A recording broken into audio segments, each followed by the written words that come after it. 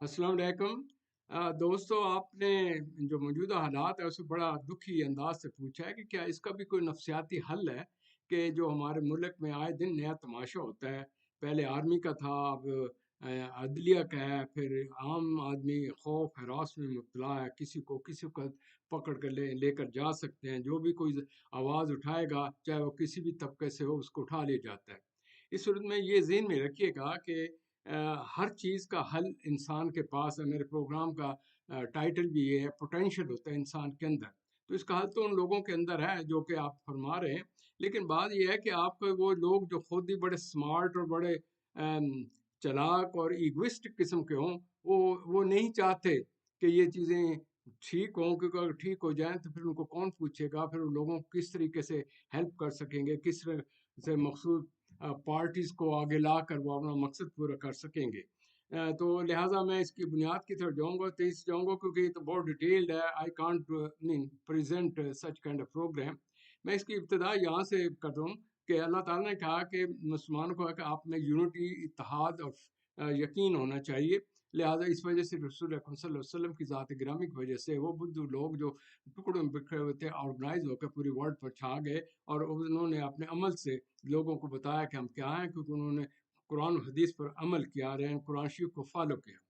अब ये है कि हम नाम के तो मुसलमान हैं जब पैदा हो जाते हैं, उसको बाद नाम ही नाम रह जाता है। वो कुरान शरीफ को कौन पढ़े, अगर पढ़ भी लिया तो उस पर अमल कौन करे। हमारे ऊपर ख्वाहिशात का इतना ज़्यादा गलबा होता है कि हम उस तरफ जाते ही नहीं।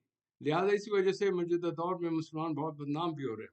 तो आइए आप अपने मुल्क की तरफ आइए। देखिए, एक मुल्क की बेस जो इस वक्त है वो 3 पिलर्स पर है। अदलिया, इसके बाद आपका आ गया आर्मी, और इसके बाद तीसरा आपका आ गया ये जो मुकर्ररा, या जिसे आप पार्लियामेंट वगैरह कहते हैं।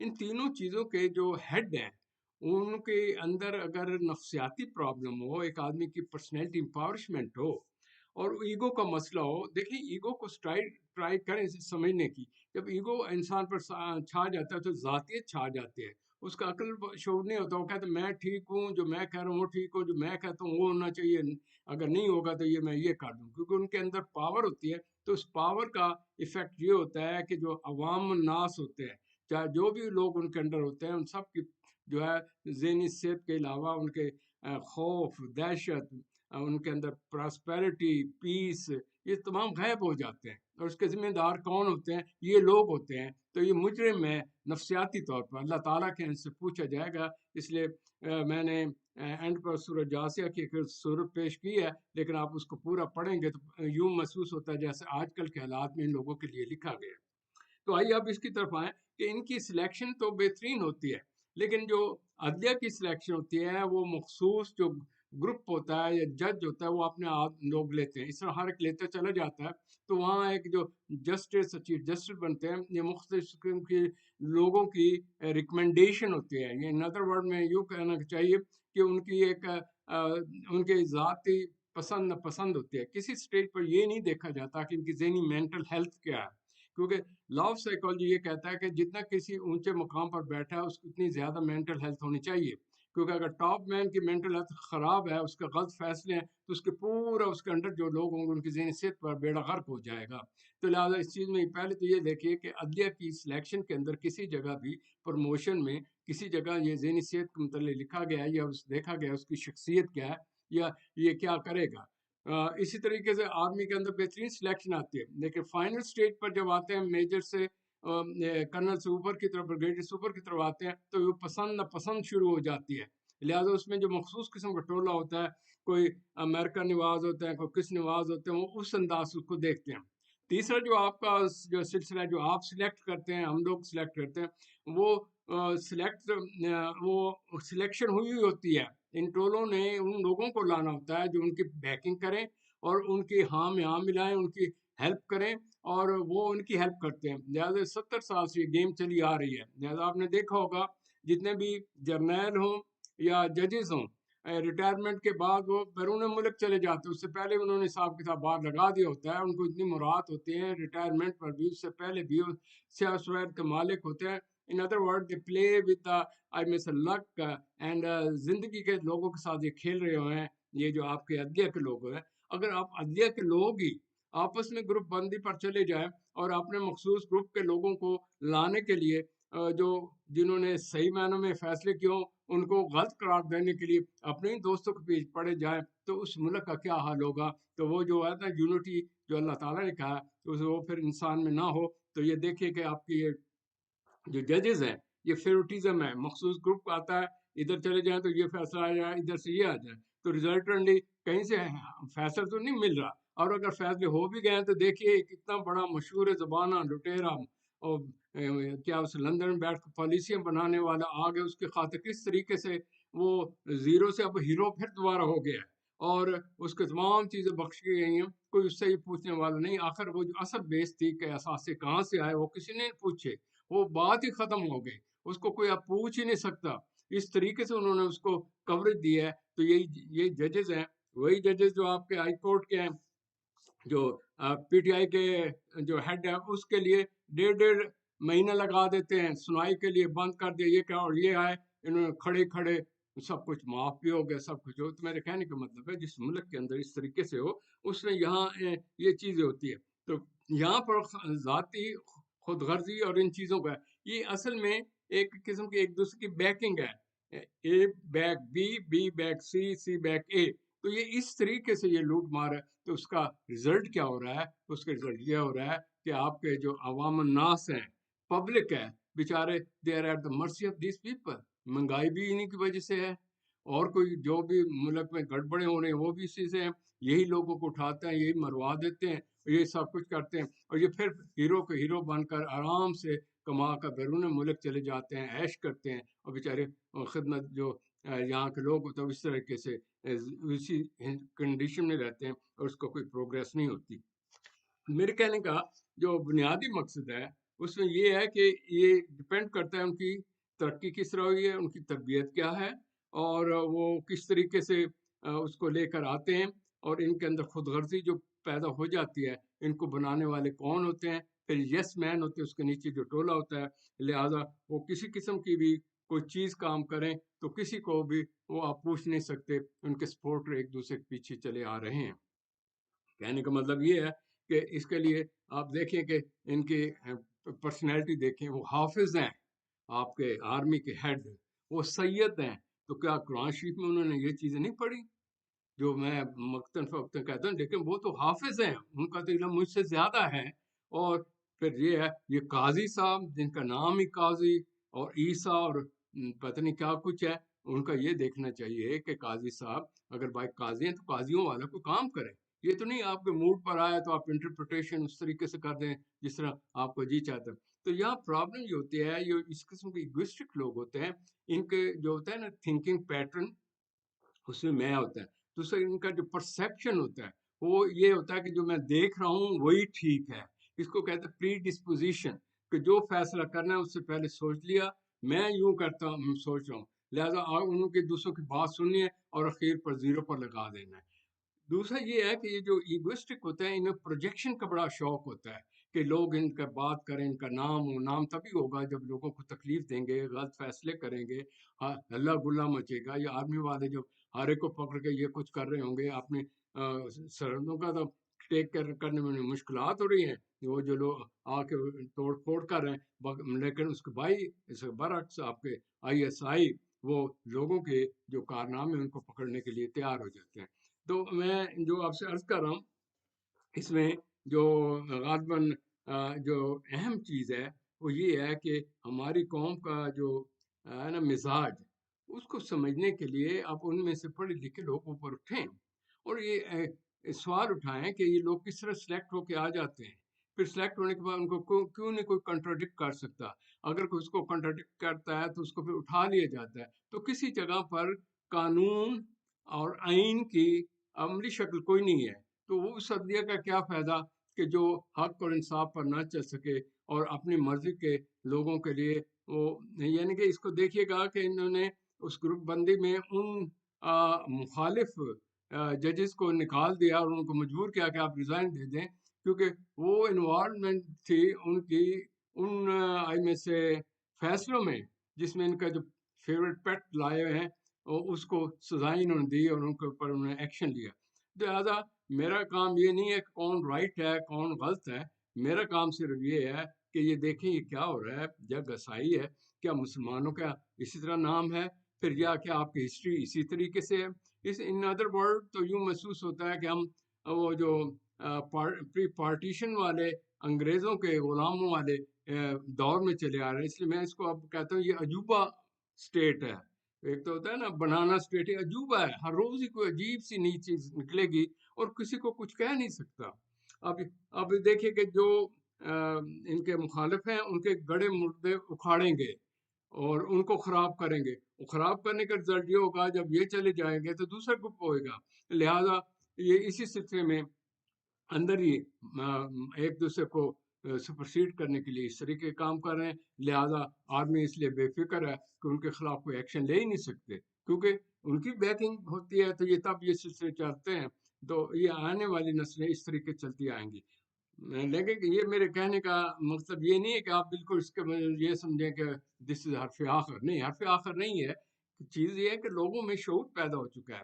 یہ جو پالیسیاں، یہ جو چکر چل رہا ہے 70 ایئرس سے، اس میں اب جو نئی نسل آئی ہے ان کو اندر شعور ہے، ان کے اندر ایجوکیشن ہے، انہیں انسائٹ ہے، انہیں پتہ ہے کہ what is freedom, what is rights, what is this and that. لیکن وہ یہ رہا ہے کہ ان کا لیڈر کو باہر نہیں نکالنے دیں گے، ان کو مواقع نہیں دیں گے، اور اسی طریقے سے ان کی لسٹیں انہی کی آفسز میں پڑی ہوں گی اور اس کے حساب سے لوگوں کو یہ ڈکلیئر کر دیں گے، ہاں جی یہ فلاں جگہ یہ ایم این اے ہو گیا، فلاں جگہ یہ ایم این اے ہو گیا. لیکن چیز یہ ہے کہ حق کی بات حق ہے. یہ کتنی دیر تک یہ چلے گی؟ کیونکہ آپ کسی کو منور کریں، کسی کو آپ نے کسی کو مسلط کریں تو مسلط کرنے کی ایک سٹیج ہوتی ہے، لیکن اس سٹیج آف سیچوریشن پر یعنی کہ ڈر اس چیز کا ہے کہ جو نوجوان نسل ہے وہ اپنے سے باہر نہ آ جائے اور اس کو یہ آگ اور لوٹ مار اور یہ نہ ہو کہ جس ریولوشن آتا ہے تو وہ جو ریولوشن کول طریقے سے پڑھے لکھے انداز سے آ رہا تھا قرآن و حدیث کے مطابق، وہ رک گیا تو یہ پھر ری ایکشن ہوگا. یہ بڑا ڈینجرس ہے. لیکن ان ری ایکشنز کے اندر یہ چیز بھی تو آپ غور کیجئے گا کہ کیا اللہ تعالیٰ نے اسی لیے انسان کو پیدا کیا؟ لیکن والعصر میں کہا انسان تم گھاٹے میں ہو، یعنی کہ گھاٹے میں اس لیے کہ نہ ہم لوگ نہ اچھے اعمال کرنے، نہ اچھی باتیں کرنی اور اپنے ایک دوسرے کی بیکنگ کرنی. As a result of it قدرت بھی اس سے ناراض ہو جاتی ہے. پھر اللہ تعالیٰ یہ نہیں دیکھتے کہ ان کا نام مسلمان ہے کہ کیا ہے. لہذا آپ ہسٹری میں اٹھا کر دیکھ لیں، جس وقت مسلمانوں نے اپنے وہ گولڈن جو سنہری اصول تھے ان کو چھوڑا تو لوگ ان پر غالب آ گئے اور یہ پھر اسٹیٹ جو ہے ٹکڑے ٹکڑے ہو گئے. تو میرے عرض کرنے کا مطلب یہ ہے کہ اٹ از اسینشل کہ جو بھی اسٹیٹ کا ہیڈ ہو، جو بھی کسی انسٹیٹیوشن کا ہیڈ ہو، جو بھی چیف ہو، ان سب کی مینٹل ہیلتھ کا اسٹڈی کرنا، اس کو جج کرنا لازمی ہے. ان کی اسٹیجز آف ڈیولپمنٹ میں کہیں نہ کہیں کوئی ایسا چیک بیلنس ہو کہ جو اس قسم کے ذہنی صحت کے مالک ہیں، جو اس سے پرسنالٹی امپاورمنٹ سے مالک ہیں، ان کو روکا جائے، کیونکہ ان کی وجہ سے پوری قوم کی ذہنی صحت کا بیڑا غرق ہوگا اور پھر پوری قوم ایک بے بسی، انگزائٹی، ٹینشن اور مجمانہ کام بڑھیں گے اور ملک میں سکون نہیں ہوگا. تو میرے دوستوں کہنے کا مطلب یہ ہر چیز کا حل ہے. اگر یہی آپ نے گریبان میں جہاں کر دیکھیں، یہ دیکھیں ہر ساری عمر اس پیک ایج میں کسی نہیں رہنا، کسی نے اس پاور میں نہیں رہنا، کسی نے اس طرح ینگ نہیں رہنا، کسی طرح اس پوسٹ پر ہمیشہ بیٹھے نہیں رہنا. دیر از اے ملک موت کا بھی ایک وقت ہے اور یہی ہم سب بھی جائیں گے. وہاں یہ نہیں پوچھا جائے گا کہ آپ کس ملک کے ہیں، آپ کا نام کیا ہے، آپ عیسیٰ خیلوی ہیں یا فلاں خیلوی ہیں. وہ یہ نہیں پوچھا جائے گا. وہاں ہوگا باری باری آؤ جی حساب کتاب دو، اور پھر یہ اس وقت جتھے جو ایک دوسرے کی ہیلپ کر رہے ہیں، قرآن شریف میں ذکر ہے کہ سر جھکائے بیٹھے ہوں گے، پھر ایک دوسرے کو تردد کر کے یار تو نے یہ کروایا تھا، تو نے یہ کروایا تھا. جس طرح آپ کہتے ہیں نا کہ جی اس نے کہا تھا جی اس کو ویسے یہ ہو گیا، تو اس دن یہ بیٹھے ہو ان چیزوں پر یہ بات کر رہے ہوں. جیسے کہ میں آپ سے عرض کر رہا تھا کہ یہ جو ایگوسٹک لوگ ہوتے ہیں عمر کے ساتھ ساتھ ان میں ریجیڈیٹی بڑھ جاتی ہے. ریجیڈیٹی بڑھنے کی وجہ سے وہ سیلف پروٹیکشن اور اپنی ذات کے گرد گھومتے رہتے ہیں اور انہیں کسی چیز کا یہ نہیں ہوتا کہ دوسرے لوگ کیا ہیں. یہ بڑے متکبر ہوتے ہیں. یہ سب چیزیں ہونے کے باوجود یہ جو ایڈیشنل یہ ان میں پرابلم آتی چلی جا رہے ہیں، یہ ریونجفل کہ ریونج لینا، دوسرے کو دبانا اور اپنے ایٹیچیوڈ دوسروں کو مسلط کرنا، اور پھر اپنی ذات کی خاطر وہ اپنے ہی بائیفرکیشن کرتے چل جاتے ہیں. یہ توڑ پھوڑ جو اب شروع ہوئی ہے، مجھے ڈر ہے کہ کسی وجہ سے آرمی کے اندر بھی گروپنگ نہ ہو جائے. یہ کہ گروپ بازی جو ہے یہ بڑی ایک ڈینجرس قسم کی چیز ہے. اسلام نے یونٹی پر زور لگایا، فیتھ پر. علامہ اقبال نے کیا کچھ کہا، قائد اعظم رحمۃ اللہ علیہ نے کیا یونٹی، فیتھ، ڈسپلن، تین باتوں پر بات کی. نہ ڈسپلن ہے قوم میں، نہ یونٹی ہے، اور فیتھ تو ختم ہی ہو گیا ہے. فیتھ صرف یہ ہے کہ ہم نام کے مسلمان ہیں، باقی کس چیز کا ہمیں پتہ نہیں ہوتا، اور کسی کو کسی چیز کا نہیں ہوتا. وہ کہتا ہے اپنی پروٹیکشن کرو، پیسہ جمع کرو، زندگی کے اندر جتنے لوازمات ہیں ان کو بڑھاؤ، جو رچ ہیں وہ رچ سے رچ ہوتے چل جائیں، ناجائز طریقے سے پیسہ لے کر ان کی لسٹ بڑھتی چلی جاتی ہے، خواہشات ختم نہیں ہوتی. لیکن اندر سے وہ انسیکیورٹی کا شکار ہوتے ہیں، کیونکہ اگر وہ انسیکیور نہ ہوں تو پھر یہ ہوتا ہے کہ وہ ریلیکس ہو کر زندگی کو انجوائے کریں، ان کا زیادہ کا حال یا مال اکٹھا کرنے کی خبر نہ ہو. یہ جو یہ نواز شریف ٹولہ ہے، اس کی آپ بیسس دیکھیں پلیز. جن لوگوں کو میں ذکر کر رہا ہوں ان کی پرسنالٹی انالیسس کریں آپ خود. ان کا اوریجن کیا تھا، ان کی فیملی کیا تھی، ان کی ٹریڈیشن کیا تھی، کن ماحول سے اٹھے، اور ان کو کون کون بیک کیا، پھر بیکنگ کرنے والے کون تھے، پھر بیکنگ کی یہ انہوں نے ان کی بیکنگ شروع کر دی کہ آرمی والے انہیں لے کر آئے نواز شریف کو. نواز شریف کے جتنے بھی لوگ آتے ہیں وہ اس قسم کے قانون اور چیزیں کرتے ہیں کہ آرمی کو زیادہ سے زیادہ فائدہ ہو. جس طرح پچھلے دن میں وہ جو شہباز شریف ایک مدارس آدمی ہے، اس نے ہر ایک چیز میں آرمی کو انوالو کر دیا. اسی طریقے سے ان کی بیک گراؤنڈ دیکھتے ہوئے یہ دیکھیں کہ ان کا کوئی دین ایمان بھی ہے، قرآن و حدیث بھی پڑھتے ہیں، کیونکہ ہم مسلمان ہیں نا، ہماری اصل بیس تو قرآن و حدیث ہے. اگر ہمیں اس کا پتہ ہی نہ ہو، نماز کا پتہ نہ ہو، ان سے کوئی آپ کراس کوشچن کریں یا کوئی اس قسم کے سوال پوچھیں کہ نماز جنازہ بتائیں، یہ دیں، تو وہ آپ کی طرف منہ دے کے مسکرانے لگے، یار کیا بات کرتے ہو، ہم پر یہ بات کرتے ہو. They have a great defence mechanism. تو یہ جو ہوتے ہیں ایگوسٹک، ان کے اندر ہم ایک ڈیفینس میکنزم ہوتا ہے، انہوں نے اپنی چال کے حساب سے سوچ رکھا ہوتا ہے، اس سے باہر نہیں نکلتے. اور بعض اوقات ان گروپنگ میں جب چلے جاتے ہیں پھر یہ گروپ بھی انہیں لے کر مارتے ہیں. تو کوائٹ پاسبل یہ آج جو اپنے گروپ کے دوسرے کو یہ ختم کرنے کے درپے ہیں، ان کو ایکسپوز کرنا چاہ رہے ہیں، تو کوئی یہ بھی کہہ سکتا ہے کہ جناب قاضی صاحب، آپ نے تو اپنے جائیداد جو بیرون ملک ہے اس کا حساب کتاب نہیں دیا، تو آپ لوگوں کے سے کیا حساب کتاب لیں گے؟ اسی طریقے سے وہ بیگم صاحبہ کو لے کر آئے کہ میں بڑا لبرل ہوں اور وومن کا میں رائٹ کا حساب کتاب خیال رکھتا ہوں. ان سے پوچھے کہ کتنی عورتیں مر رہی ہیں، کتنی عورتیں اندر ہیں، کس طریقے سے روزانہ ان کو اٹھایا جا رہا ہے، کس طریقے سے اس سے لوگ اپیلیں کر رہے ہیں، تو اس کی طرف کوئی نہیں جاتا. تو یہ کہنے کے ہاتھی کے دانت دکھانے کے اور کھانے کے اور، تو ان چیزوں سے بات نہیں بنتی. ریزلٹنٹ یہ ہوگا کچھ دن تک ان کا روب رہے گا، پھر انہی کے اندر سے ان کے خلاف وہ بغاوت سی شروع ہو جائے گی، اور طرح طرح کے ان کی اوپر باتیں شروع ہو جائے گی. ایسا ایسا میڈیا کا جو منہ بند ہے، ڈرا ہوا ہے کہ یہ نہ ہو جائے. کیا خوب ہے، یہ بات کرو گے تمہیں اندر کر دیں، اور جی یہ خبریں نہیں لگ سکتی. ہر ایک چیز کے اوپر کنٹرول کتنی دیر تک کوئی رکھ سکتا ہے؟ پھر جب یہ پھٹتا ہے تو اس کا نقصان یہ ہوتا ہے ہر چیز کو جلا کے رکھ دیتا ہے. تو میں اللہ تعالیٰ سے دعا گو ہوں کہ میں کوئی زیادہ سیانہ نہیں، اللہ تعالیٰ نے ان کے یعقلون یا تفکرون یا شدون سب کچھ دیا ہے. پھر ایک قرآن شریف کی آیات پڑھیں اور پھر دیکھیں کہ پہلی قوموں کے ساتھ کیا ہوا. وہ بالکل ٹھیک ٹھاک تھی، کس طریقے سے مخصوص قسم کے ان کے حالات ہوئے تو اللہ تعالیٰ نے پیغمبران کو بھیجا، وہ چلے گئے. لیکن آخری کتاب دے دی، اس میں ذکر ہے پرانی آیا قوموں کا، اس لیے نہیں ہے کہ صرف ڈرانے کے لیے نہیں، کہ انالیسس کیا گیا ہے. This human nature. Human nature جب یہ ہوتا ہے، جب ایکسٹریمٹی پر جاتا ہے تو کس طرح کرش کر دیا جاتا ہے. تو یہ بڑے بڑے طوفان، یہ جو بڑے بڑے عذاب آ رہے ہیں، یہ اسی کا رزلٹ ہے. اللہ تعالیٰ وہ کہتا ہے کہ اسٹیج آف سیچوریشن پر جب جاتے ہیں تو پھر آپ سے حساب کتاب لیتے ہیں. تو میرے عرض کرنے کا مطلب ہے یہ جو آج کل جو حالات ہیں، واقعات ہوئے، آپ اپنے ایمان کو مضبوط رکھیں، آرگنائز رہیں، اور یہ جو آپ کا الیکشن ہے اس میں آنےسٹ لوگوں کو لیں، کیونکہ یہ اگر جو بھی آپ چنیں گے وہ پھر ان کے اگر یار نکلے تو پھر آپ کیا یہ جو گنگا نا بالکل ڈوب جائے گی، کوئی اٹھانے والا نہیں ہوگا. آخر پر یہی دعا ہے کہ رب العزت ان لوگوں کو یہ جو ایگوسٹک لوگ ہوتے ہیں، ذہین ہوتے ہیں، چلاک بہت ہوتے ہیں، ان کو بڑے ٹیکنیک آتے ہیں کس طرح ڈیفینس کرنا ہے، کس طریقے سے لوگوں کو بیوقوف کرنا ہے. کبھی آپ دیکھا کریں ان کا وہ جو دکھاتے ہیں کورٹ کا حساب کیا، ان کے ٹون دیکھا کریں، ان کا سٹائل دیکھا کریں، اسٹیئر کرنا، دوسرے کا مذاق اڑانا. یہ جی چیف جسٹس ہے، اور جی میں حقوق ہے، جہاں کسی کے حقوق کی بات ہو اس کو بند کر لو، یہ ہم نہیں سننا چاہیے. یہ نیا نیا شوشے چھوڑ دیں گے تاکہ اصل بات ہو نا، جو وہ چاہتے ہیں اس کو پروو کر کے اس پر دے دیتے ہیں اپنا حساب کتاب، تو اللہ تعالیٰ مجھے آپ سب کو معاف کرے. Everyone have to die. کتنی دیر کوئی رہے گا؟ اور یہ کتنا پیسہ رکھیں گے؟ جس وقت آپ مرتے ہیں آپ کو کفن ہی نصیب ہو جائے تو بہت بڑی بات ہے. یہ سارا پیسہ، یہ سارا بڑے بڑے جی نام، بڑے بڑے جو ہمارے اسٹیٹس ہیں وہ یہیں کو یہیں رہ جائیں گے. تو اللہ تعالیٰ ہمیں بصیرت عطا کرے، ان چیزوں کو دیکھ کر ڈرے مت. اللہ تعالیٰ کہتا ہے ہر مشکل کے بعد میں اپنی رحمت بھیجتا ہوں. تو رب العزت شاید کو غیب کے خزانے سے ایسا وسیلہ کریں. اور رب العالمین کہتے ہیں صبر کرو، میں اس کا اجر ضرور دوں گا. تو میں پھر بھی دعا گو ہوں، میں پھر بھی سوچتا ہوں کہ میرے ملک آج سے 2-2.5 سال کس پیک پر تھا، کس طرح اس کا نام تھا، اب وہ کہاں چلا گیا.